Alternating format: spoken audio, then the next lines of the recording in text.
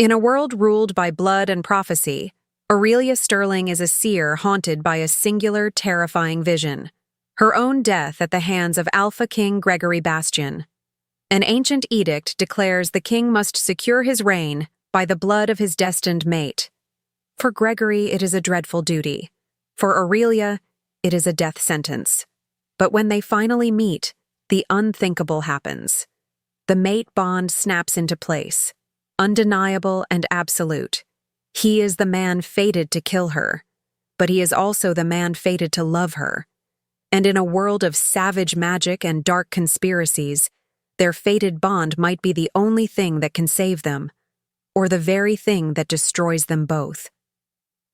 Chapter 1: The Seer's Nightmare. The cold was the first thing. A biting, invasive cold that clung to her skin through the thin fabric of her shift.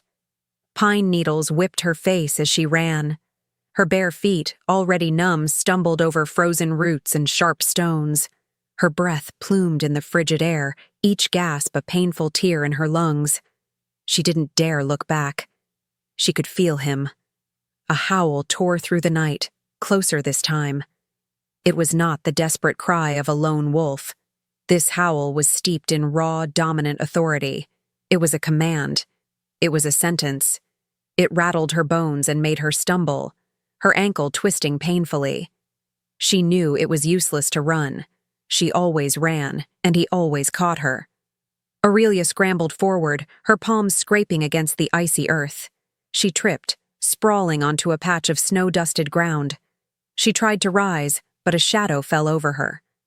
It was immense, blocking out the fractured moonlight. He was no longer a wolf. He was a man. She rolled over, gasping, and stared up at her executioner.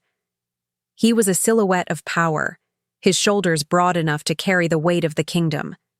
She couldn't see his face, hidden as it was in the deep shadows of the ancient forest. But she could feel the inferno of his gaze. He smelled of winter, of pine, and of something that, in a cruel twist of fate, inexplicably felt like home. He knelt beside her, his presence suffocating. He raised his hand. Not a claw, but a hand holding a gleaming silver dagger, its edge whispering in the still air.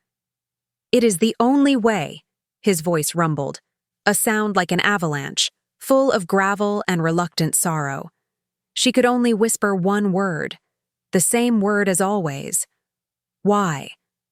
The prophecy demands it. He plunged the dagger down. Aurelia Sterling shot upright in her narrow cot, a scream trapped in her throat. Sweat drenched her nightgown, the rough sheets clinging to her skin. She was safe. She was not in the snow. She was in her cramped, cold dormitory room at Ironwood Academy. The familiar scent of old stone and floor polish filled her lungs. But the dream felt more real than the stone walls around her. It was always the same. The chase, the shadow, the dagger, and the man. Alpha King Gregory Bastian, the man she had never met, yet whose face she knew better than her own. She shoved her trembling legs out of bed and crossed to the small, cracked mirror. Her reflection stared back, pale and haunted. Silver eyes, the only remaining mark of her lineage, looked too large for her face. House Sterling, a name that once commanded respect, but was now whispered with pity, or worse, contempt. A fallen house. Aurelia splashed icy water from the basin onto her face, trying to wash away the phantom chill. It was all because of the prophecy. Every shifter in every territory knew the burden the Bastion line carried. The king must secure his reign and spare his realm by the blood of his destined mate. Generations had interpreted it in only one way: a ritual sacrifice. The mate, when found, must be executed. A brutal, necessary price to keep the rogue threat at bay and ensure the kingdom's prosperity. For most, it was a somber, tragic myth. For Aurelia, it was a nightly torment. Her seer abilities, the very magic that had once made House Sterling great, were now her private curse. They didn't just show her a king, They showed her the king, and they showed him killing her. A shiver that had nothing to do with the cold ran down her spine. The other girls in the dormitory were already stirring, their whispers filtering through the thin walls. Not about her, not today. Today, the entire academy was consumed by a different anxiety. Aurelia clutched the edge of the wash basin, her knuckles white. She knew why everyone was frantic. She knew why the academy's grounds were being meticulously groomed and patrolled by the king's own guard. He was coming. Alpha King Gregory Bastian was arriving at Ironwood Academy today. Her heart hammered against her ribs, a frantic bird in a cage. Her dream killer, her executioner, her fated mate. She had to hide. She had to find a way to be invisible. If he saw her, if he looked at her, and felt even a whisper of what she felt in the dream, it was over. How could you hide from a king? How could you hide from destiny itself? A sharp, authoritative rap on her door made her jump, her breath catching. "Aurelia Sterling," a sharp voice called. It was Lyra, the pack prefect. "Headmaster's orders. You're to be on the welcoming detail, front and center." Chapter 2. The King at Ironwood Front and Center. The two words echoed in Aurelia's mind like a death knell. It was a cruel joke. For 2 years at Ironwood, her status as the last of a fallen house had been a shroud of invisibility. She was relegated to the back of classrooms, the end of assembly lines, the forgotten corners of the dining hall. She had cultivated that invisibility, cherished it as her only defense. Now, on the one day her life depended on it, she was to be exposed. She moved as if in a trance, her feet leaden. The academy's central courtyard was already packed. Students, dressed in their formal gray uniforms, were arranged in rigid, anxious lines. A pathway was cleared down the middle, leading to the Great Hall's main entrance. Aurelia found herself placed in the very first row, her proximity to the path sickening. She could smell the polish on the guards' boots, the ozone of the high-level alphas lining the perimeter. A heavy, unnatural silence fell over the courtyard. The usual chatter of the academy was gone, replaced by a collective, held breath. And then they heard it. The rhythmic, pounding crunch of boots on the gravel path outside the gates. Not a legion, but a small, terrifyingly precise group. He appeared. The man from her dreams was no longer a shadow. He was substance, and he was overwhelming. Alpha King Gregory Bastian was a physical force, a living storm of power that seemed to suck the very air from the courtyard. He was dressed in a severe black military uniform, the silver crest of House Bastian gleaming on his collar. He was taller than she'd imagined, his shoulders broader. His dark hair was cut short, his jaw set in a line of brutal, weary control. He was not a king who reveled in his power. He was one who was burdened by it. His gaze was the worst part. His storm gray eyes were cold, sharp, and restless. They swept the crowd with an intensity that felt like a physical search. He was not just looking. He was hunting. Aurelia's blood turned to ice.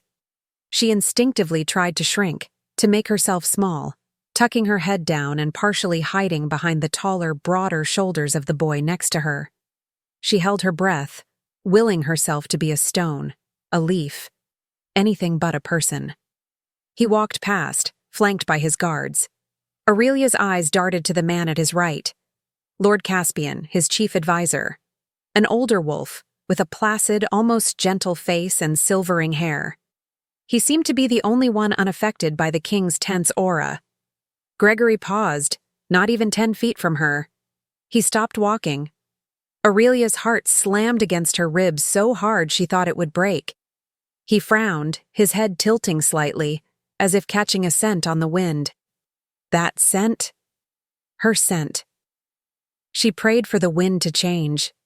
He scanned the front row, his gaze brushing over her. She felt the electrical heat of it, a burn that seared her skin even through her uniform. For a fraction of a second, his eyes narrowed in confusion? Recognition? Then Lord Caspian murmured something, and the moment was broken. The king continued on, sweeping into the great hall. The students were herded in behind him, a silent, shuffling mass. Aurelia found herself trapped in the middle of the crowd, her escape routes cut off. She was in a room with the man who haunted her sleep.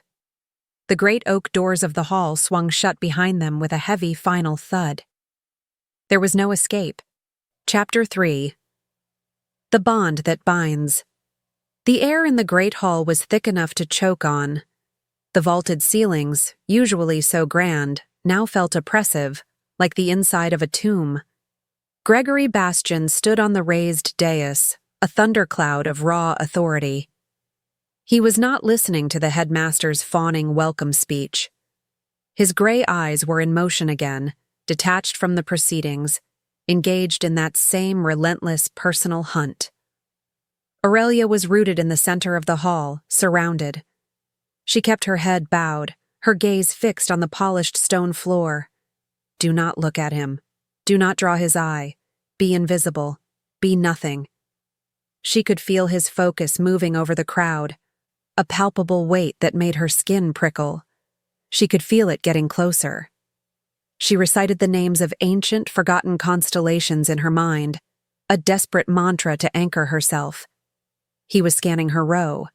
She could feel the heat of his proximity. Her inner wolf, which had been cowering, was now acting strangely. It was not afraid. It was alert, expectant. It was pacing the confines of her mind, drawn by a force she couldn't name. Look. The command didn't come from him. It came from within her, from the deepest, most primal part of her soul. Look. She resisted. She kept her eyes down, her hands clenched at her sides, her nails biting into her palms. Look. It was no longer a request. It was a physical compulsion, an invisible string tied to her chin, pulling it up. Slowly, against every instinct of self-preservation, she lifted her head. Her silver eyes, the mark of her fallen house, met his storm-gray ones across the suffocating silence of the hall. The world ended. It was not a spark, it was a cataclysm. A physical blow slammed into her chest, stealing her breath. The headmaster's voice, the shuffling of the students, the very air itself, it all vanished. There was only him. A jolt of agonizing, brilliant energy seared the space between them. It was recognition on a cellular level. It was the universe snapping two broken halves of a soul back into place. Mate. The word bloomed in her mind, not as a thought, but as an irrefutable divine truth. His composure shattered. He took a sharp, audible gasp of air, his body recoiling as if he too had been struck. His eyes widened, the hard mask of the king replaced by a flash of raw, unfiltered shock. He knew. He saw her. He knew who she was. And in that same terrible instant, Aurelia understood. The nightmare wasn't a random vision. The prophecy wasn't a hypothetical. The woman he was fated to kill, it was her. The universe had not just cursed her. It had made her destiny's ultimate, cruel joke. She was fated to love the man who was fated to kill her. The sounds of the hall rushed back in. The headmaster faltered, his speech dying in his throat. The silence was complete, because the king was no longer looking at him. He was standing, his oaken chair scraping loudly on the stone dais. He was staring directly, unequivocally at her. Every single student, every professor, every royal guard turned. They followed the rigid, unblinking line of their king's gaze, their eyes landing on the one person who had captured his absolute, horrified attention. Aurelia Sterling was exposed. Chapter 4. A King's Cold Shoulder. Aurelia stood pinned, the focus of 1,000 eyes. The seconds stretched into an eternity. In Gregory's gaze, she saw a war. She saw the shock of recognition, the searing heat of the bond, and then, warring against it, a cold, dreadful understanding. A shadow passed over his face. The duty, the prophecy. He was going to do it. He was going to denounce her. Call her out in front of them all. Name her as the cursed mate, the realm's sacrifice. Her knees locked, bracing for the verdict. Then he blinked. The king's mask slammed back into place. His features, which had been so alive with shock, hardened into an expression of chilling indifference. He clenched his jaw. He turned away. The agonizing, brilliant thread of the mate bond that had flared between them was not just dropped, it was severed. The rejection was a physical wrench, a violent tearing that left her soul cold and bleeding. She gasped, a small wounded sound, as if she'd been physically struck. Gregory turned to the stunned headmaster. "My apologies." His voice was a low growl, devoid of all emotion. A momentary distraction. He didn't look at her again. He didn't have to. The message was clear. He spoke a few more curt, dismissive words, cutting the assembly short. The tour, at once. He did not wait for a reply. He swept off the dais and stalked out of the great hall, his black-clad guards, Lord Caspian included, moving in his wake like shadows. The moment the doors closed behind him, the dam of silence broke. A tidal wave of whispers erupted. "Who is she?" "The Sterling girl. The one with no family." "What did she do?" He looked like he wanted to kill her. Or claim her. "Don't be absurd. She's a nobody."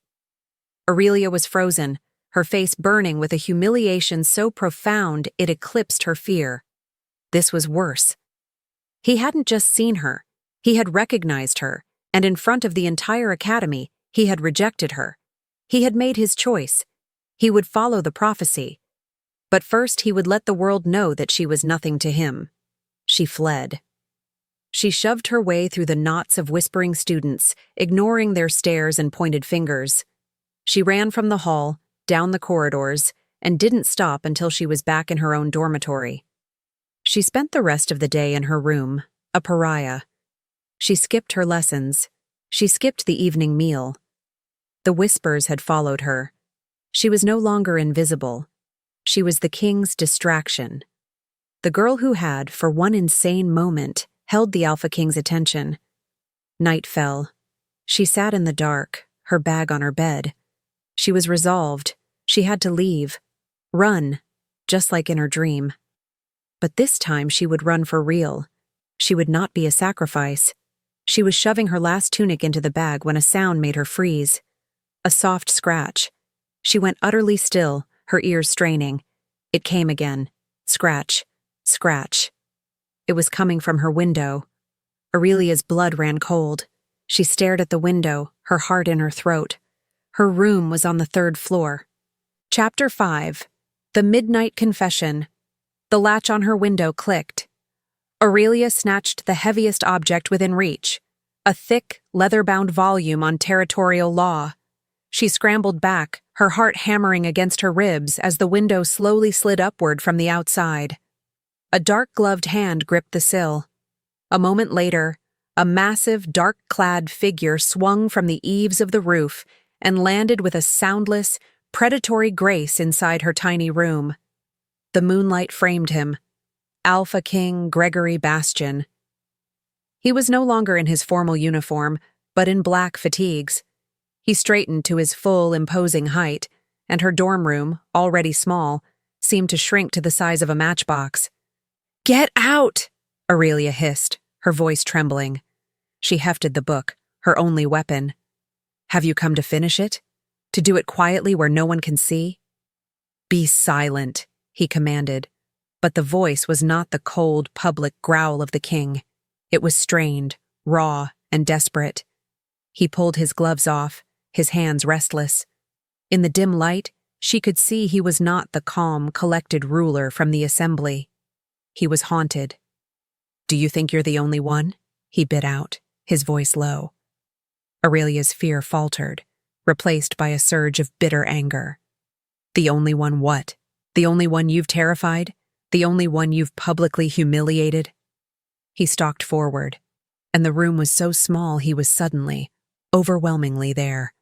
The mate bond, which he had so brutally severed in the hall, roared back to life, an agonizing magnetic pull that demanded she step into his arms. He was visibly fighting it, his entire body rigid with the effort. "The dreams," he said, his voice a low rasp. "You think you're the only one who has them?" The textbook slipped from her grasp and hit the floor with a dull thud. "What? What do you mean?" He turned away, pacing the 2 steps her room allowed. He looked like a wolf in a cage. "Every night, for a year. A forest I don't recognize. I'm running." He dragged a hand through his hair. "I'm hunting. I smell pine and frost. And you." He stopped and looked at his own hands with a look of profound self-loathing. "I catch you, you're on the ground, and I have a dagger." He met her eyes, and the pain in his was a mirror of her own. "And I kill you." Aurelia sank onto her cot, her legs giving out. He wasn't just her executioner. He was a prisoner too. He had been dreaming of killing his own mate. "Today," he continued, his voice rough, "when I was in the hall, I smelled it. The scent from the dream. I looked, and I saw you." He shook his head, a look of pained disbelief. "It was you, my mate." He spat the word like a curse. "When I turned away, I wasn't rejecting you, Aurelia. I was trying to save you. From me." He had called her by her name. "How?" she whispered. "How can this be?" Gregory stepped close again, kneeling so he was eye level with her. His gray eyes burned with a new, terrifying intensity. "Because they are not just dreams, not just simple visions of the future." He leaned in, his voice dropping to a conspiratorial whisper that chilled her to the bone. "They are his visions, not ours. Someone is showing them to us, Aurelia. Someone is in our heads. Someone wants the prophecy to be fulfilled." Chapter 6. Bound by a Curse. Aurelia's mind reeled. Someone was in their heads. The nightmare that had defined her life wasn't a warning from fate. It was a threat from an enemy. The man kneeling in front of her wasn't her fated killer. He was her fellow victim. The knowledge changed everything. The fear that had kept her frozen gave way to a white-hot, clarifying anger. "Who?" she whispered, her voice shaking. "Who would do this?" "I don't know," Gregory admitted, and the confession seemed torn from him. "But they are powerful. To infiltrate a king's mind, to plant a vision so strong it feels like prophecy. This is not common magic." The mate bond, no longer suppressed by her terror, surged between them, a desperate, living thing in the tiny room. It filled the air, thick with unspoken need and a profound, terrifying recognition. Gregory's gaze dropped to her mouth, and she felt his inner wolf pressing against his control. He was so close. The scent of pine and winter from her dreams was real, and it was his. He raised a hand, his fingers brushing a strand of hair from her cheek. His touch was an inferno. A jolt of pure energy arced between them, and Aurelia gasped. Gregory recoiled, snatching his hand back as if he'd been burned. He stood, putting distance between them. "That," he growled, his voice rough, "is why this is so dangerous." He began to pace again, a caged alpha. "This bond. They are counting on it. They show us the horror. They show us the prophecy, and then they throw us together.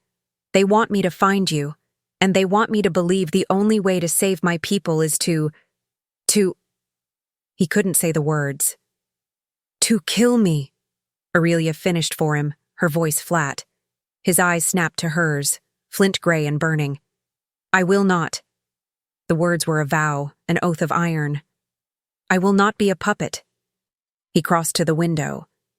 "In public, I will continue to ignore you. You are to be nothing to me. It is the only way I can keep you safe, to make you seem unimportant to whoever is watching." "And in private?" she asked, rising from the cot, feeling a new, fragile strength. Gregory paused, his hand on the window latch. "In private, you are my mate, and you are my only ally." He looked back at her, the king's mask firmly in place, but his eyes were raw. "You are a seer, Your visions are the only weapon we have that they don't know about. They think they're controlling you with nightmares, but you can see more. I can try, she said. Good. He prepared to leave. Do not speak of this to anyone. Not your friends, not the professors. Trust no one, especially not my counsel. How will I see you? I will find you. He swung one leg out the window and paused. He didn't look back. Stay safe, Aurelia. He was gone. The cold night air swirled into the room, but it was nothing compared to the chill of his warning. She was allied with the king, bound to him by a force neither of them could control, and hunted by a shadow they couldn't even name. She locked the window, her hand trembling. Trust no one. The isolation felt as cold and sharp as the dagger from her dream. Chapter 7. Stolen Moments. The next 2 weeks were a study in agonizing duality. By day, Aurelia Sterling was a ghost, exactly as Gregory had commanded. She endured the whispers and the hostile stares, a pariah who had somehow, briefly, caught the king's eye and been just as quickly dismissed. He was a cold, distant mountain of authority, inspecting troops at the academy, meeting with the headmaster, his face a mask of iron. He never once looked her way. The public rejection was so convincing it sometimes chilled her to the bone, making her doubt their midnight pact. But by night, he was hers. He kept his word. He found her. A quiet summons left in her textbook. A prearranged signal. A single guard moved from his post. Their meetings were fleeting, stolen in the most forgotten corners of Ironwood. The astronomy tower, beneath a blanket of silent stars. The dusty, echoing depths of the restricted library. Once, huddled in the cold shadows of an abandoned stable, the scent of old hay and leather around them. In these moments, the king vanished, and Gregory emerged. He was weary, sharp-witted, and carried a burden that visibly weighed on his soul. He shared his frustrations. She shared her fragments. The rogue attacks are worse, he murmured one night, his broad back against the ancient stone of the library wall. They're too smart. They hit supply lines we'd just established. They're avoiding our patrols as if they have our schedules. The dreams have stopped, Aurelia countered, her brow furrowed in concentration. Ever since that night in my room, the nightmare is gone. But my visions, they're different, unclear, just flashes. What kind of flashes? He turned to her, his focus absolute. Smoke, she whispered, closing her eyes.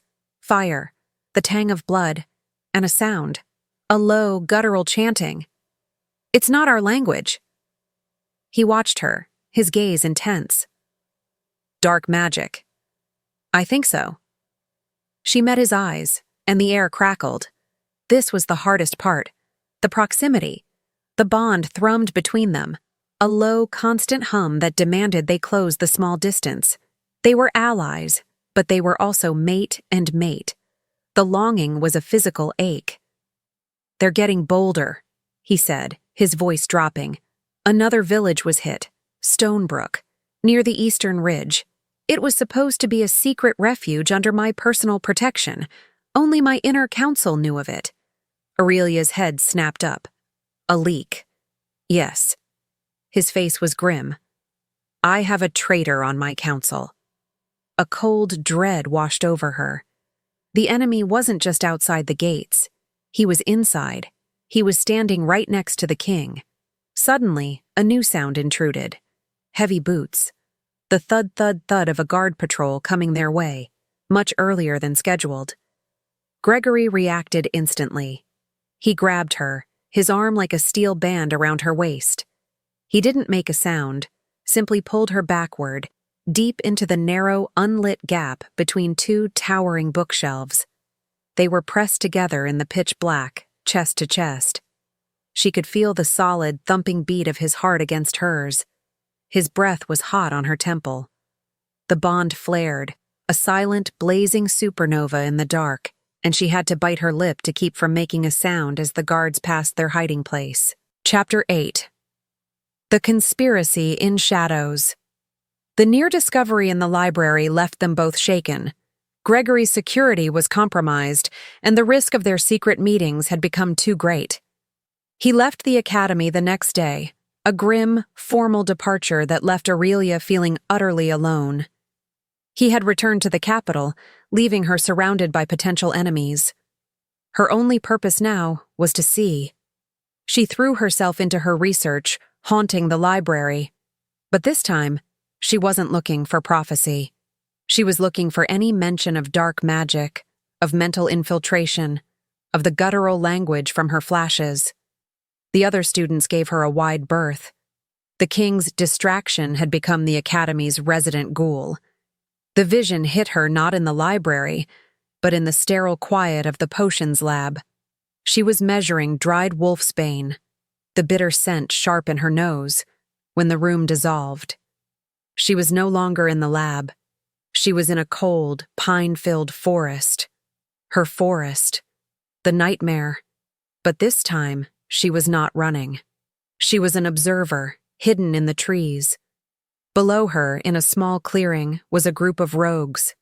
They were larger than any she had ever seen, their fur matted, their eyes glowing with a faint, sickly green light. They were waiting. They were anxious. Then, she heard it. The chanting. It was coming from the center of the group, where a cloaked figure stood. His back was to her. He was holding a small carved object, a piece of dark, jagged stone. The magic poured from him, a tangible, oily sickness that made her stomach turn. The rogues were under his control. She tried to push, to see his face, to understand. Who was he? As if he'd heard her thoughts, the man spoke.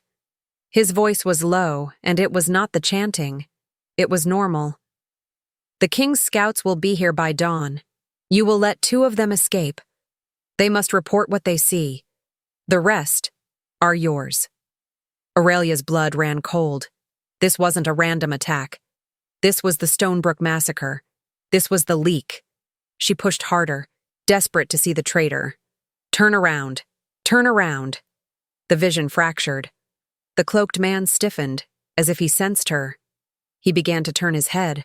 She saw the edge of a jaw, a silvering of hair at his temple, and then a blinding pain exploded behind her eyes. Aurelia collapsed, the glass beaker of wolfsbane shattering on the stone floor. She came to with a gasp, her fellow students staring at her in alarm. "She just fainted," one of them whispered.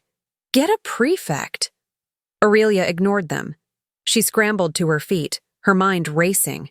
It was a trap. Gregory's scouts had been meant to escape. They weren't just being outsmarted. They were being used. She stumbled from the lab, leaning heavily on the wall. She had to warn him. She had to get a message to the capital. She knew what she had seen. A cloaked figure, a silvering at the temple. It was not a perfect image, but it was a start. She knew something. She was finally fighting back. Chapter 9. The advisor's face. Getting a message to the king was harder than she could have imagined. Every dispatch from the academy was read. Every raven was logged. She was a student, and a pariah at that. She had no access. For 3 days, she was trapped with her fragment of a vision, her frustration mounting to a fever pitch. She was the king's only ally, and she was useless. Relief came from an unexpected source. Princess Freya. Gregory's younger sister arrived at the academy unannounced, on the pretense of inspecting the women's dormitories. She was sharp, observant, and moved with a quiet authority that belied her rank. She found Aurelia in the dining hall, sitting alone. Freya simply sat opposite her. "My brother is a fool," she said, her voice too low for anyone else to hear. "But he is not a subtle one. He hasn't stopped thinking about you since he left." Aurelia's head snapped up. "You know?" "I know he met a girl who scrambled his senses, and I know he returned to the capital and immediately began a private investigation into his own council. He's trusting no one, except, it seems, you." Freya slid a small sealed parchment across the table. "You have 1 hour. I'll have this in his hand by dawn tomorrow." Aurelia wrote everything. The vision, the cloaked man, the green-eyed rogues, the dark magic, the silvering hair. She poured all her fear and certainty onto the page. She spent the next few days in a fog of anxiety. Then the vision came again. It was daytime. She was walking across the main courtyard when a voice, placid and kind, called her name. "Miss Sterling, a moment." She turned. Lord Caspian stood there, his hands clasped behind his back, a gentle, almost grandfatherly smile on his face. "I was a great admirer of your grandfather, you know. House Sterling was a pillar of this kingdom. It is a shame to see it so reduced." His voice. It was smooth, cultured. It was unfamiliar. The man in her vision had been rasping, low. This couldn't be him. She felt a wave of confused relief. "You honor me, my lord," she murmured, dipping her head. "I only hope," he continued, his eyes crinkling at the corners, "that the king's recent attention has not given you false hope. He is a man of duty. He understands what the prophecy demands." A cold tendril of fear snaked down her spine. I don't know what you mean." "Of course you don't," he said, his smile never wavering. "But a word of advice from an old man. Destiny is an ocean, and it is far better to drown quickly than to fight the tide." He nodded, a polite, chilling dismissal, and walked on. That night, the vision returned. It was the same clearing, the same rogues, the same cloaked man. But this time, Aurelia was prepared. She didn't push. She just watched. She waited. The man finished his orders. He turned to leave the clearing, his hood falling back for just a moment as he looked up at the moon. The face was not gentle. It was not kind. It was hard, ruthless, and filled with a cold ambition. But it was, without a shadow of a doubt, the face of Lord Caspian. The man in the vision was him. He was a master of deception, a traitor hiding behind a grandfatherly mask.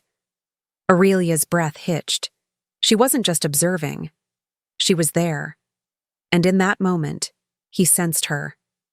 His head snapped toward her hiding place, his eyes narrowing in the dark. He couldn't see her, but he felt her. "Who is there?" he snarled, his voice no longer smooth, but a harsh, guttural rasp. The voice from the vision. Chapter 10. A King's Doubt. Aurelia ripped herself from the vision with a suffocating gasp, collapsing onto her cot. Her heart was a trapped bird. He had felt her. The most dangerous man in the kingdom, the spider at the center of the web, knew that someone was watching. She had to tell Gregory. Not with a letter, but in person. It took her 2 days to slip out of Ironwood. She used the last of her family's meager funds to bribe a cart driver, hiding among barrels of salted fish, every jolt of the road a spike of paranoia. She arrived at the capital, a sprawling fortress of gray stone, and was met with an impenetrable wall of steel and bureaucracy. She was a no-name girl from a fallen house. She couldn't get near the king. Desperate, she used the one name she had. "Princess Freya, tell her Aurelia Sterling is here." It was a gamble, but it worked. Hours later, Freya smuggled her into the castle through a servant's entrance, her eyes wide with alarm. "What has happened? You look like you've seen a ghost." "I have," Aurelia said, her voice hoarse. "I've seen the traitor. I have to see Gregory." Freya led her to the king's private solar. Gregory was there, bent over a map, his brow furrowed. When he saw her, he went rigid. "Aurelia? What are you doing here? It's not safe." "It's Caspian," she burst out, the words tumbling from her. "Lord Caspian is the traitor. I saw him. He's controlling the rogues with dark magic. He staged the Stonebrook massacre. He's been manipulating everything. He's the one who wants you to kill me." She expected shock, relief, anything but what she got. Silence. Gregory's face, which had been alive with surprise, went cold. He straightened to his full height, and the ally from the library vanished, replaced by the king. "Caspian?" he said, his voice dangerously low. "Yes, I saw him. In a vision. His face. I heard his voice." "His voice," Gregory repeated, his tone flat. "It was him, Gregory. I'm sure of it." "No." The word was a hammer blow. "Absolutely not. He served my father for 30 years. He raised me after my mother died." He stalked toward her, his eyes blazing with a cold, violent denial. "He is the most loyal man I have ever known. You are wrong." Aurelia flinched, but she stood her ground. "I am not wrong. He's playing you. He has 2 faces, 2 voices. The man I saw—" "The man you saw," Gregory interrupted, "was in a vision, a dream, a flash from a girl whose family has a history of instability." The words hit her like a physical slap. He had used her fallen house against her, the one person she trusted. "You asked me to see," she whispered, her voice breaking. "You told me it was our only weapon. And I told you to trust no one," he roared, his control snapping. "You come here to the heart of my castle with an accusation that could start a civil war based on a nightmare? You accuse the man who is like a father to me?" He was torn. She could see it. The man who loved her versus the king who loved his father figure. And the king was winning. "Bring me proof," he snarled, his eyes as hard and cold as the stone walls. "Bring me something more than a feeling. Bring me a witness, a letter, anything real. I am a king. I cannot destroy my most loyal advisor on the word of a seer from a fallen house." He turned his back on her, a gesture of absolute, heartbreaking dismissal. "Now get out of my castle. You are not safe here, and you are not welcome." Chapter 11. The Lion's Den. Aurelia was left in the corridor, the heavy solar door clicking shut. The slam was as final as a prison gate. He hadn't just rejected her, he had called her unstable. He had used her fallen house, her family's legacy, as a weapon against her. The man who had vowed to be her ally had turned his back, leaving her completely exposed. The betrayal was a cold, sharp blade in her gut. But beneath the pain, a desperate, feral anger began to burn. Gregory had demanded proof. He had demanded something real. He wouldn't listen to her in private, so she would give him no choice in public. If she was going to be hunted, if Caspian already knew she was a threat, then hiding was no longer an option. Her only chance was to bring the truth into the light, no matter how blinding. She knew the king's council was in session. She had passed the great chamber on her way to the solar. She could hear the low murmur of voices from within. It was suicide. It was madness. And it was all she had left. She walked, not ran, toward the council chamber doors. The 2 guards stationed outside, clad in the silver and black of House Bastian, moved to block her. "The council is in session. You are not permitted." "The king will see me," she said, channeling a sliver of the authority she was fated to hold. Before they could grab her, she shoved past them and threw the heavy oak doors open. The room went silent. 20 of the most powerful alphas in the kingdom stared at her, their private debate cut short. Gregory was at the head of the massive table, his face a mask of thunder. And there, to his right, sat Lord Caspian, his expression one of gentle, grandfatherly concern. "Aurelia." Gregory's voice was a low warning, a growl that promised consequences. "I told you to—" "You told me to bring you proof," she cried out, her voice echoing in the cavernous, silent room. She pointed a trembling finger directly at the king's advisor. "And I am telling this council, Lord Caspian is a traitor." A wave of indrawn breaths, of shocked and outraged mutters, swept the room. "Insolence!" one lord roared. "She's mad!" Aurelia ignored them, her eyes locked on Caspian, who was watching her with a look of profound, calculated pity. "He is the one controlling the rogues," she continued, her voice gaining strength. "He is using dark magic to orchestrate the attacks, to destabilize the kingdom, To force your hand. I saw him. He's the one who staged the Stonebrook massacre. He is the enemy you have been hunting." The room erupted. Lords surged to their feet, shouting her down, demanding her arrest. Blasphemy! Seize the girl! Through it all, Lord Caspian sat, his face a mask of sorrow. He raised a hand, and the room slowly, reluctantly, fell silent. He turned his kind eyes not to Aurelia, but to his king. "My liege," he said, his voice smooth and full of regret. "The poor child. It is as I feared. The fall of her house, the pressure of recent events. Her mind is clearly not her own. She has attached her fantasies to me." He turned to Aurelia, his voice dripping with false compassion. "My dear, you are unwell."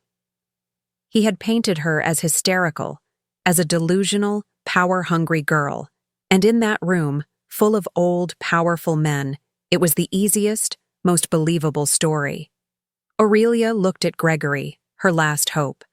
"Gregory, please, you know me. You know what I can do. Don't let him—" "That is enough." Gregory's voice was dead. He stood, his face carved from ice. He looked not at her, but at the guards who had followed her in. "The council is over. Escort Miss Sterling to her guest quarters. She is unwell, and is not to be permitted in the royal wing again." The betrayal was complete. He had publicly sided with his advisor. He had named her a liar. Lord Caspian watched her being taken, his eyes cold and triumphant. She was no longer a threat. She was just a mad girl. Chapter 12. The Traitor's Frame. Aurelia was a prisoner, though her cell was furnished with silk.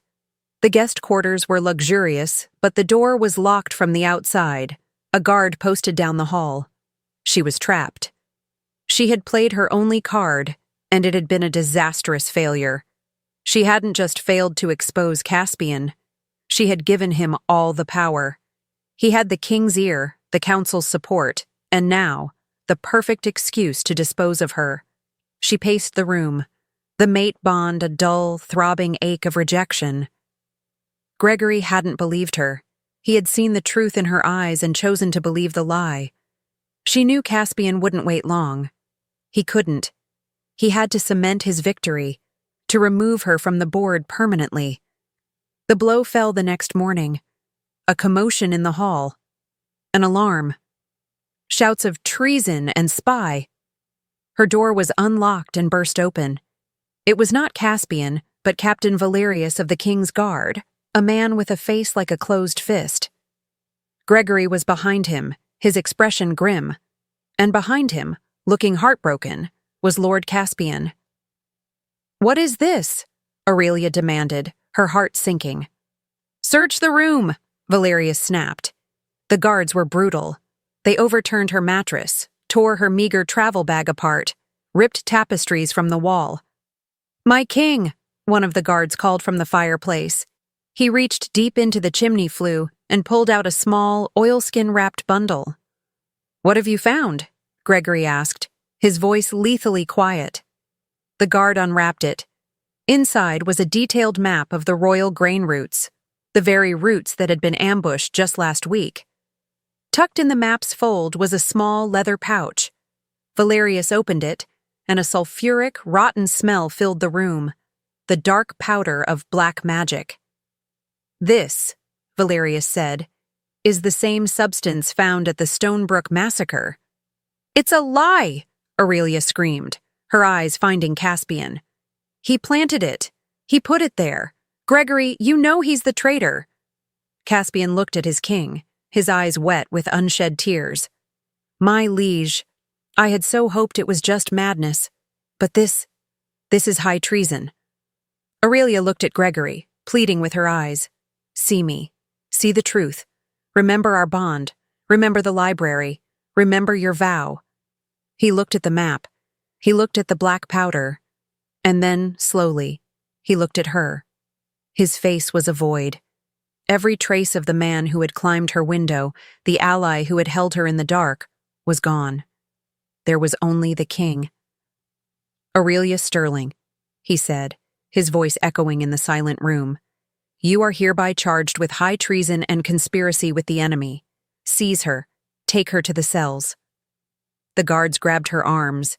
She fought, but she was weak. "No, Gregory, don't do this. He's lying to you.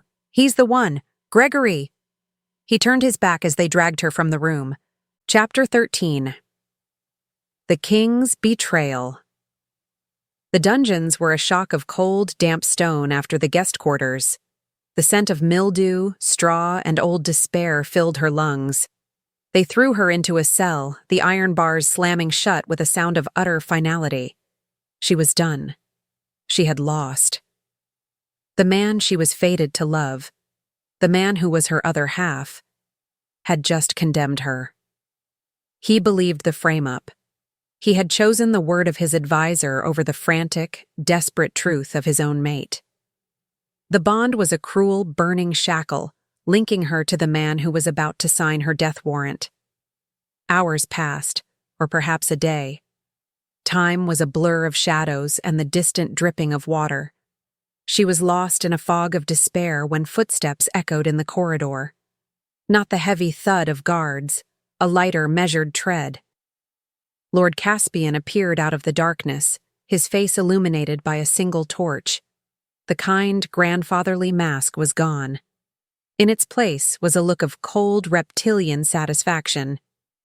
"You really are a fool, little seer," he whispered, his voice the same harsh rasp she'd heard in her vision. "You," she breathed, scrambling to her feet, clutching the bars. "Me." He smiled, a thin, bloodless expression. "Did you truly think your pretty face and a fated bond could unravel a plan 30 years in the making? I was guiding this kingdom before you were born." "Why?" she choked out. "Why do this to him? He loves you. He trusts you."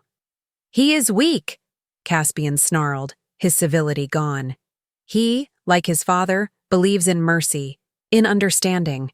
This kingdom was built on strength, on the culling of the weak. The prophecy is the key. The king must spill the blood of his mate. It is a sacrifice. It will forge him in fire, make him the ruthless, iron-fisted ruler we need. You want him to kill me." "Of course. And now he will. Oh, not as a mate, but as a traitor.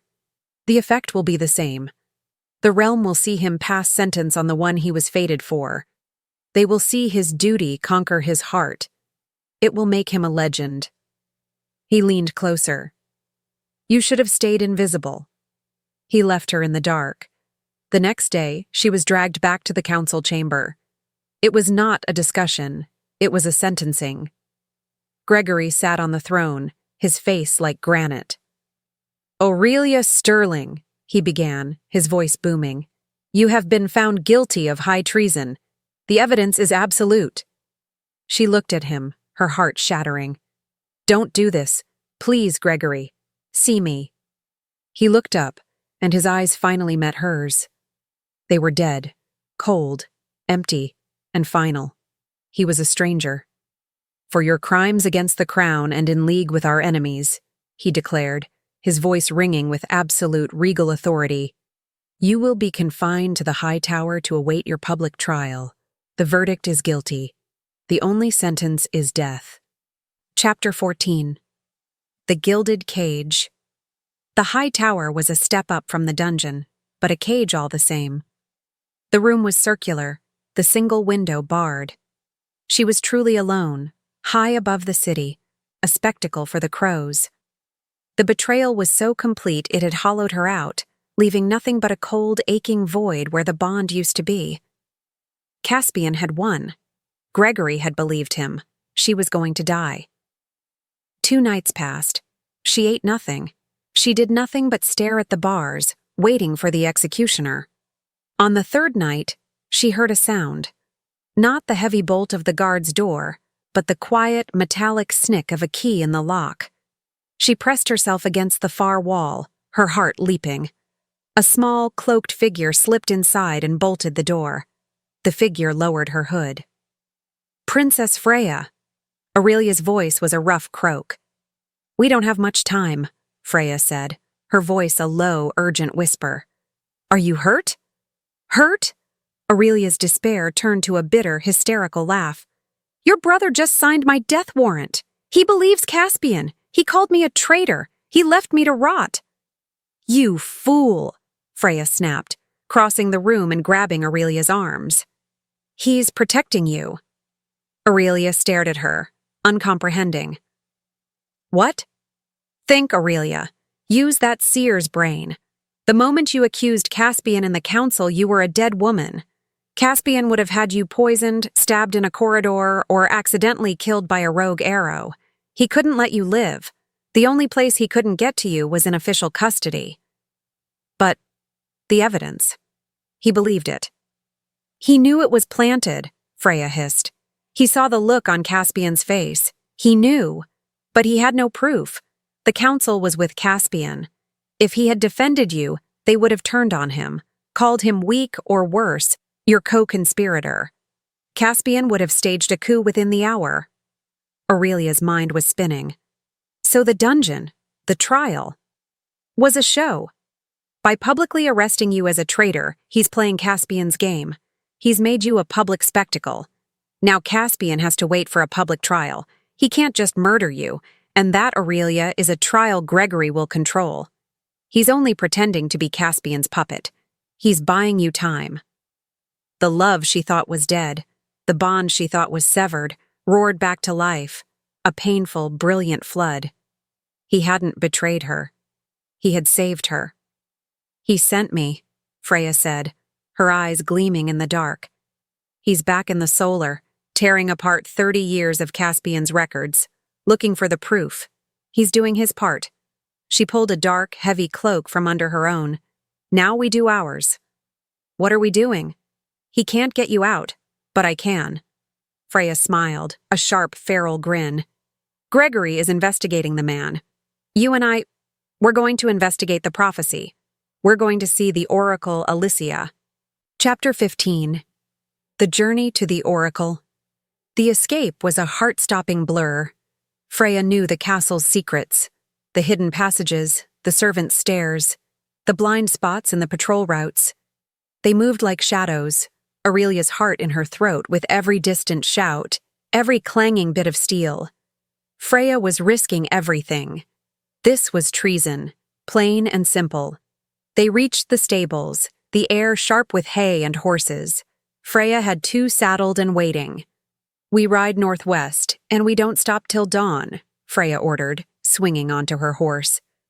They burst from the stables and into the moonlit streets of the capital, their horses' hooves clattering on the cobblestones. They rode hard, past the city gates, where Freya's royal signet got them through with no questions, and out into the wild, open darkness. Aurelia didn't look back. She was a fugitive, the realm's most wanted traitor on the run. For days they rode, avoiding main roads, sleeping in ditches, and eating what little food Freya had packed. The journey was brutal, but Aurelia felt a strange, fierce hope. Gregory was fighting for her. He was trusting her, even when he couldn't show it. Now, she had to find the truth that would save them both. "Why?" Aurelia asked one night, as they huddled by a small, smokeless fire. "Why are you risking this for me? For him?" Freya stared into the flames. "Caspian has had his claws in my brother for too long," she said quietly. "Gregory is a good king, but he's been blinded by a man he sees as a father. It's time someone opened his eyes." She gave a wry, humorless smile. "Besides, I've never liked that sanctimonious old goat." They reached the foothills of the Serpent's Tooth Mountains and began to climb. The Oracle Alicia did not live in a temple, but in the Whispering Glades, a place of ancient, primal magic that few could find. As they ascended, the air grew thin, and Aurelia felt her own seer magic thrumming, a low-level vibration that resonated with the ancient power of the mountains. After 2 more days of grueling travel, they found it. A hidden grove where the trees were ancient and white-barked, their leaves rustling with no wind. In the center sat a small, moss-covered hut. An ageless woman stood in the doorway, as if she had been waiting. Her eyes were a startling milky white. She was blind. "You are late, daughter of Sterling," the oracle Aurelia said. Her voice was like the rustling of dry leaves. "The king plays his game of shadows in the city, while you run from a fate you do not understand." The oracle turned her blind, all-seeing gaze directly on Aurelia. "You have come to ask me about the prophecy. You believe you know the question, but you do not even know what the words mean." Chapter 16. The Blood of Life. Aurelia stepped into the moss-covered hut, Freya at her back. The air inside was warm, thick with the scent of drying herbs and something ancient, like ozone and dust. The oracle Alicia was already seated by a low-burning fire. Her milky white eyes turned toward them, though Aurelia knew she saw nothing and everything. "You speak of words and questions," Aurelia said, her patience worn thin from the journey. She knelt on the earthen floor. "I am here for an answer. The prophecy. The king must secure his reign, by the blood of his destined mate. It means he must kill me. But I have seen a vision of a traitor, a man who is twisting events to force this to happen. Is there a way to stop it? Can I change this fate?" The oracle's lips pulled back in a dry, humorless smile. "You are a child playing with a dragon's tooth." Alicia's voice rustled. "You come to my grove, a fugitive, a traitor, and you ask if you can change fate. You, the one whose bloodline is fate itself?" Freya stepped forward. "Oracle, my brother the king is fighting for her. He is trying to undo a conspiracy. We need to know the truth." "The truth," Alicia scoffed, "is that you are all blind. You hear blood and you think death. You are children who have only ever known war, so you see only weapons." She leaned forward, her blind gaze pinning Aurelia. "The prophecy does not say by the death of his mate. It does not say by the sacrifice of his mate. It says by the blood." "But what other meaning is there?" Aurelia pleaded. "The most powerful meaning, little seer. The meaning Caspian, in his blind ambition, has forgotten. The meaning Gideon, in his darkness, seeks to destroy." The oracle's voice dropped, becoming a resonant, powerful chant. "It is not the blood spilled. It is the blood shared. It is the blood of the lineage, the blood of the legacy. It is the lifeblood of the bond itself, the most powerful magic in this realm, the union of two fated souls."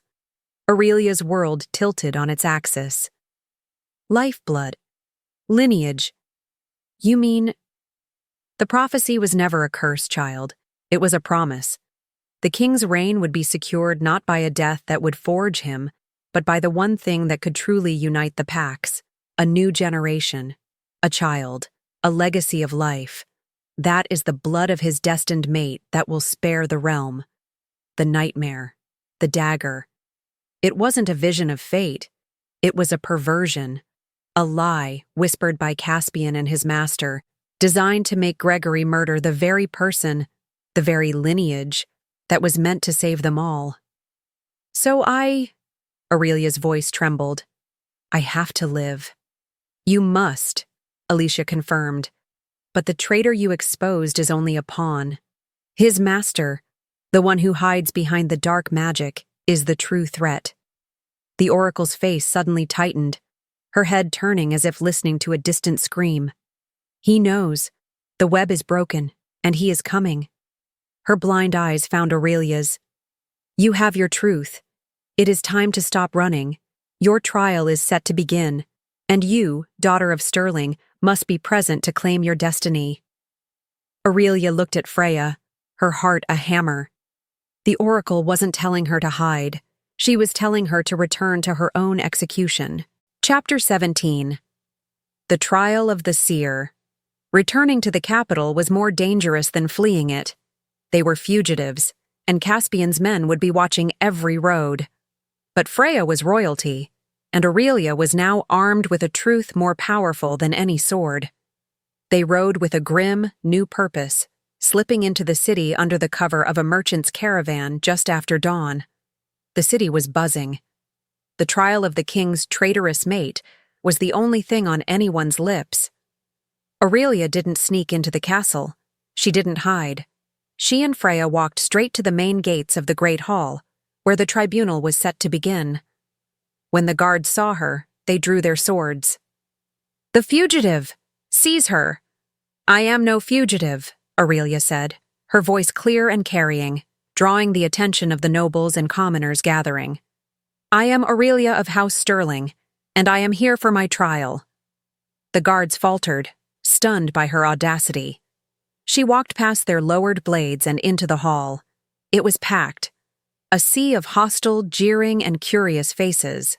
At the front, on a raised dais, sat the council, and in the center, on the high throne, sat Gregory. His face was a mask of cold, unforgiving stone.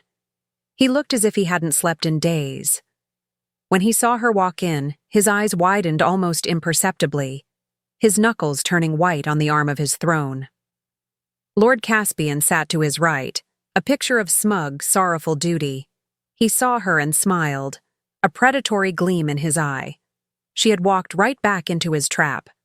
"Aurelia Sterling," Caspian announced, rising.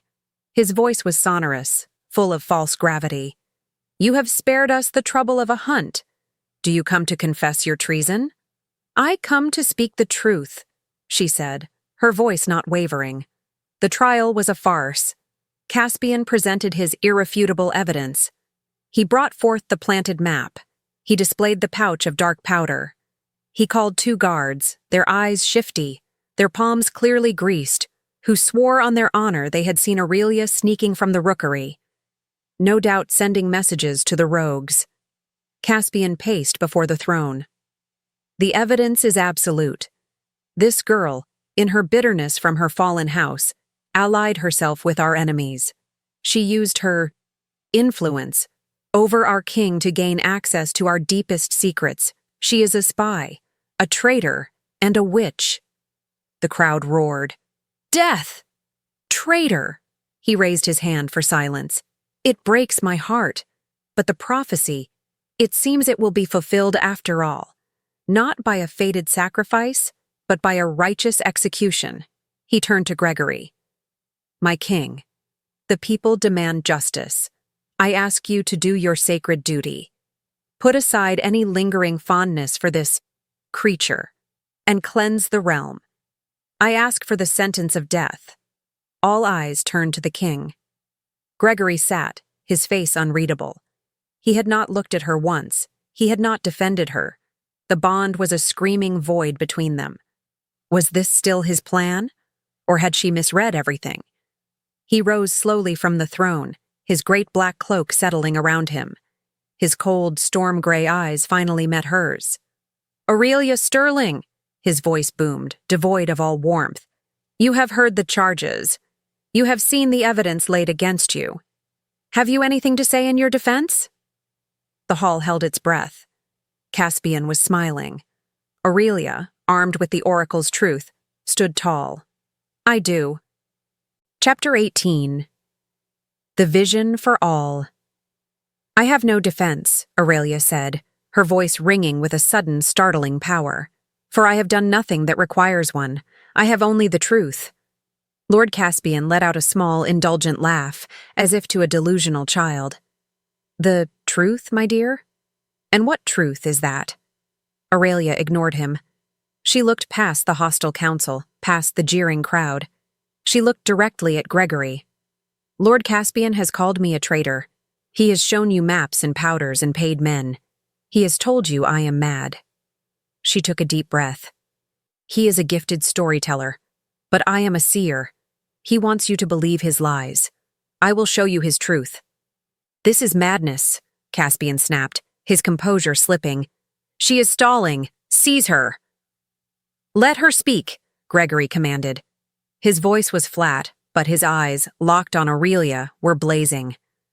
Before Caspian could protest again, Aurelia closed her eyes. She didn't just reach for her magic. She unleashed it. It was not a small private vision. It was a psychic storm, fueled by the oracle's revelation, her righteous fury. and the raw, undeniable power of the mate bond. She felt the magic surge, a wave of silver light invisible to all but her. She found the mental link to Caspian, the one he had forged in her nightmares, and she tore it open, reversing the flow. She didn't just project, she broadcasted. A collective gasp echoed through the hall. Everyone, the council, the guards, the crowd, Gregory and Caspian himself, was ripped from the room. They were in the moonlit forest. They saw Caspian, his hood down, his face cruel, giving the order for the Stonebrook massacre. Let 2 of them escape. They must report what they see. The rest are yours. They saw him in the castle, planting the map in her chimney. They saw him in the dungeons, his face alight with triumph, confessing his entire plan. Forge him in fire. Make him the ruthless, iron-fisted ruler we need. The vision, a torrent of irrefutable truth, lasted less than 10 seconds. It ended as abruptly as it began. The entire hall stumbled, gasping, as reality slammed back into place. Lords gripped the table, guards looked at their hands, and the crowd stared in stunned, horrified silence. They had all seen it. They had all heard it. Caspian was frozen, his face a mask of waxy disbelief. His grandfatherly facade was shattered, burned away by the truth. His eyes, wide with shock and pure, unadulterated rage, found hers. "You psychic bitch," he snarled. It was all the confirmation they needed. The guards, acting on pure instinct, turned. Their swords, which had been meant for her, were now leveled directly at the king's most trusted advisor. Gregory Bastian rose from his throne. His face was no longer a mask. It was a portrait of cold, controlled, apocalyptic fury. "Lord Caspian," the king's voice was a low, terrifying growl. "It seems you have a new trial to attend." Chapter 19. The mastermind revealed chaos erupted. The council members were on their feet, shouting, "Treason!" and "Seize him!" Lord Caspian, cornered and exposed, acted with the speed of a viper. His grandfatherly demeanor vanished, replaced by the ruthless killer he truly was. He drew a long, thin dagger from beneath his robes, but he didn't lunge at Gregory. He lunged at Aurelia. "You ruined everything." He would never reach her. Gregory moved like a black-cloaked thunderbolt. He crossed the dais in a single bound, intercepting Caspian mid-lunge. It wasn't even a fight. Gregory's forearm smashed into Caspian's wrist, the sharp crack of bone echoing in the suddenly silent hall. The dagger clattered to the stone. Gregory was no longer the conflicted king. He was the alpha. He grabbed Caspian by the throat, his other hand twisting the man's broken arm behind his back. He threw the screaming traitor to the floor at the foot of the throne. "Guards!" Gregory snarled, his voice a low command that vibrated with power. "Bring the truth-teller's chair." The council gasped. The chair had not been used in a generation. It was a brutal, ancient piece of rune-carved iron, imbued with magic that ripped secrets from a person's mind. Caspian, his face pale with sweat and pain, was hauled up and strapped into it. A pact's truth-seer, an elderly woman, placed her hands on his temples. "Speak," she commanded, "and speak only truth." Gregory stood over him. "You plotted against the crown. You murdered my people. Why?" Caspian, his body convulsing against the magic, spat the words. "For the kingdom! You are weak, like your father. You needed to be forged. The prophecy demanded the sacrifice." "You were wrong," Gregory stated, his voice cold. "Who did you work with?" "Not for," Caspian choked out. "I worked with the true Alpha, the one who understands strength, the one who will restore the ancient bloodlines." "His name," Gregory commanded, the authority of the Alpha King pressing down. "Speak his name." Caspian thrashed, his throat raw. The magic was too strong. "Gideon!" he roared, the name tearing from him, a dark secret finally lanced. A wave of absolute horror rolled through the council. Gideon, a name whispered in history, a banished alpha from a rival bloodline, exiled 2 decades ago for practicing dark magic and attempting a bloody coup. He was thought to be dead. He's alive, Gregory breathed, the final piece of the puzzle sliding into place. The rogues. It's not just an army. It's his army. Caspian, delirious with rage and the chair's magic, began to laugh, a high, broken sound. You think you've won, boy? You think it's over? He's been waiting. He's at the Red Summit waiting for your armies. He looked at Gregory, his eyes alight with a final desperate madness. And your scouts, following my maps, are leading your entire legion right into his trap. They are marching as we speak. Chapter 20. The Vision of the Trap. The Great Hall was instantly converted into a war room. The energy of the trial was replaced by the cold, frantic panic of impending war. Generals unfurled maps across the great table, their faces grim. The Red Summit. It was a narrow, treacherous pass in the northern mountains, a perfect place for an ambush. He's right, one general said, his finger jabbing the map. Our main legion is here, scheduled to make camp at the base of the summit by nightfall. If Gideon's main force is in those hills... He didn't need to finish. This is Caspian's intelligence, Gregory said, his voice flat. It's all been a lie. He's been feeding Gideon our movements for months while feeding us this. The council was in chaos. We must recall the legion. There's no time. They'll be slaughtered before a raven can reach them. We must send the capital guard. Attack from the south. Try to break the pincer. As the men argued, their voices rising, Aurelia stood by the throne, her hand on the cold stone. She felt Gregory's panic, his despair, his fury, all through the bond. She tried to focus, to push past the noise, to see. The world dissolved. It was not a gentle vision. It was a violent, painful assault. She was no longer in the hall. She was high above the Red Summit. She saw it all. Gregory's legions, loyal and unsuspecting, marching into the pass. She saw the glint of dark magic, the unnatural silence of the rocks. She saw the trap sprung. A rock slide, fire, a wave of 1,000 green-eyed, dark magic-controlled rogues pouring over the ridges. It was a massacre. A perfect, inescapable slaughter. But then, the vision shifted, pulled by an unseen force. It flew south, fast as a raven, away from the Red Summit. It flew over the lowlands, toward the capital. It stopped at a deep, jagged canyon, Shatterstone ravine, and she saw him. Gideon. He was not at the Red Summit. He was here, at the ravine, with an even larger force. He was watching a single, lone scout ride hard for the capital. Aurelia's breath hitched. She understood. The Red Summit was the trap. But not for Gregory's army. It was a diversion. A loud, bloody sacrifice to draw every soldier Gregory had, while Gideon himself, with his true army, marched on the undefended capital. The confession Caspian had given. It was another lie. A final, brilliant misdirection.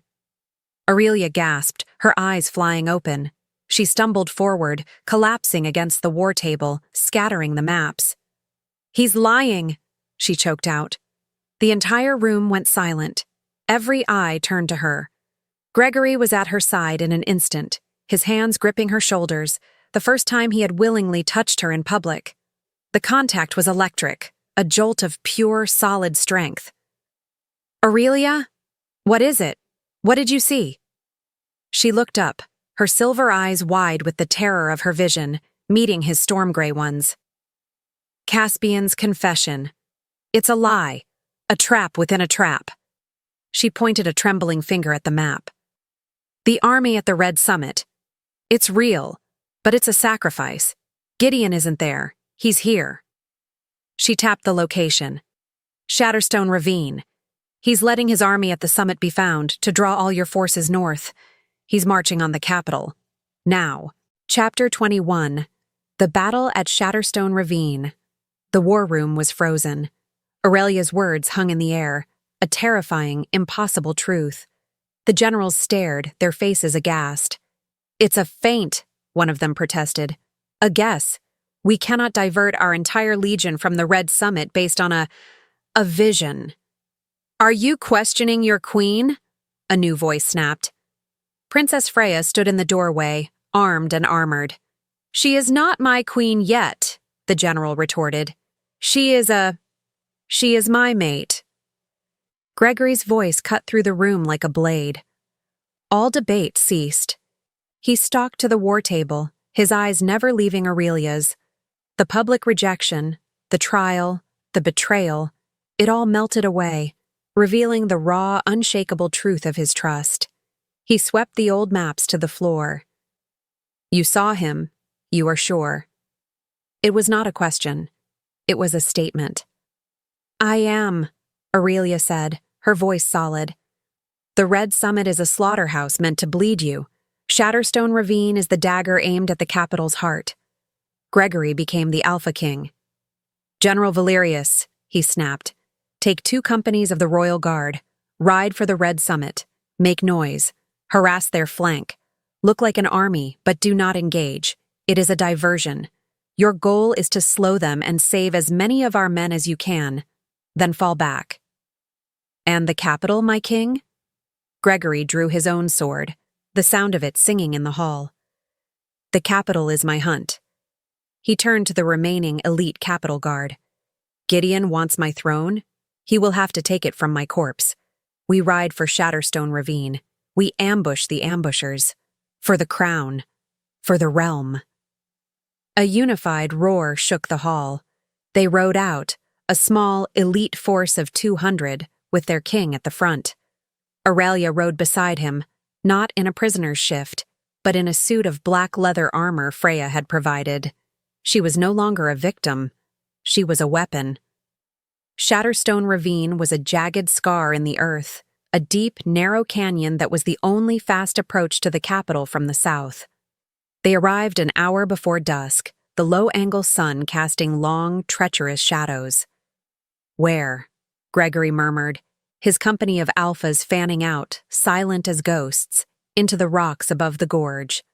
Aurelia closed her eyes, reaching. The dark magic was a foul taste on her senses. It was close. It was a deep, coiled hatred, waiting to spring. "They're hidden, at the mouth of the ravine, in the scree fields. They're waiting for the scout to return and tell them the capital is undefended." Gregory gave the silent hand signals. His men moved into position. They were the trap. The wait was agonizing. Then they heard it. A single horse, galloping hard. The lone scout. He passed through the ravine. And as he did, the ground itself began to move. Gideon's army rose from the earth. Rogues, cloaked in dark magic, their eyes glowing with that same sickly green, and at their head, a giant of a man in black iron armor, was Gideon. "Now," Gregory said. The first volley of arrows rained down from the cliffs. Boulders prepared by Gregory's men crashed into the canyon, sealing the rogues in. Gideon looked up, his face a mask of pure rage. He hadn't been expecting this. "Bastian!" he roared. "Gideon!" Gregory roared back, leading the charge down the slope. The battle was joined. It was a clash of steel, claw, and dark magic. Gregory was a whirlwind of black steel, his alpha power a physical aura that bolstered his men. But Gideon's rogues were not normal wolves. They felt no pain. They only obeyed. Aurelia stood on the ridge, her eyes closed. Not a warrior, but a psychic beacon. She focused, finding the threads of dark magic that animated the rogues. She began to cut them, one by one. Rogues would suddenly stop, howl in confusion, and turn on their own. Gregory saw her, a beacon of power on the cliff. He was winning. He carved a path toward Gideon, his eyes set on the usurper. He never saw the other threat. On the opposite ridge, a figure scrambled from the shadows. Lord Caspian. He had escaped the dungeons and the chaos of the army's deployment. He was bleeding, broken, but his face was a mask of insane purpose. He lifted a crossbow, aiming not at Aurelia, but at Gregory's unprotected back. Chapter 22. The wolfsbane bolt. The battle was a cacophony of rage and magic. Gregory was a force of nature, his blade singing as he fought his way toward Gideon. He was fueled by the bond, by the righteous fury of a king betrayed. He was an alpha in his prime, and Gideon, though powerful, was struggling to hold his ground while also maintaining his army. Aurelia was his advantage. She was the key. She stood on the cliffside, a conduit of pure, silver light, her mind a razor. With every rogue she freed from Gideon's control, the tide of the battle turned further in their favor. The green-eyed monsters faltered, their dark magic-fueled strength failing, leaving them just wolves, confused, pained, and suddenly mortal.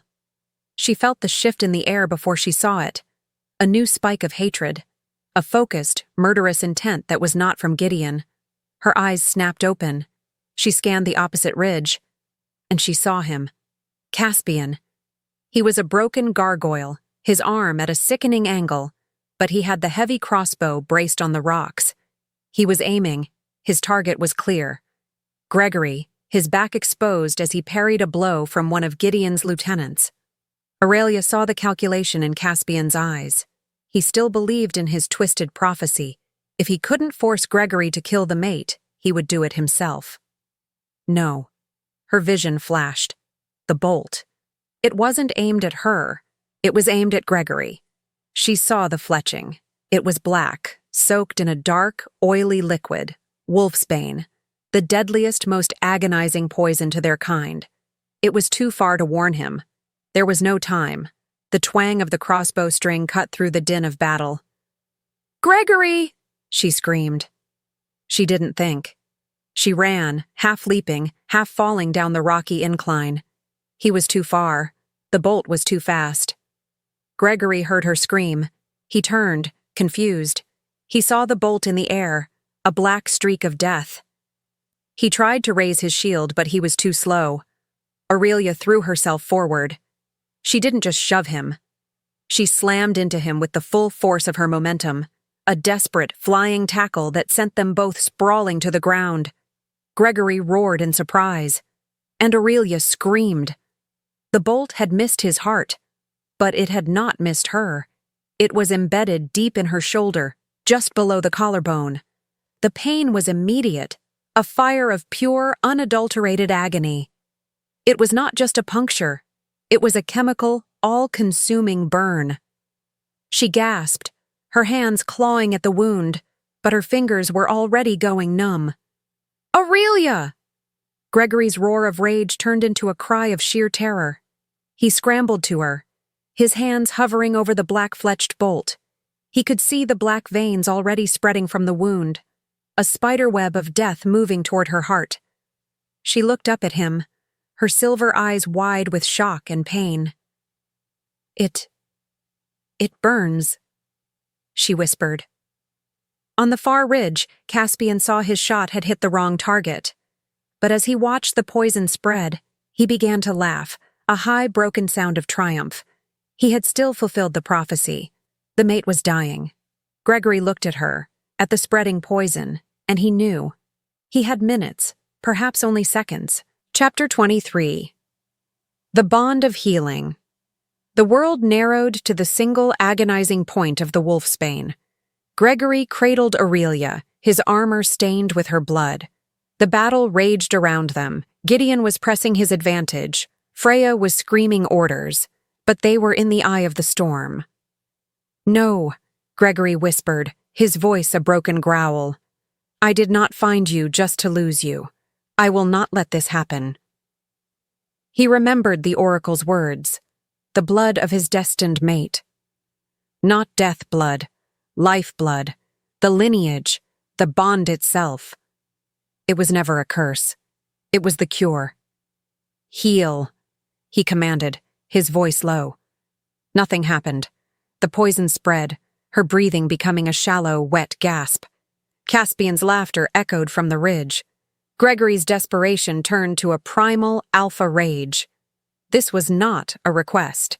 It was a command.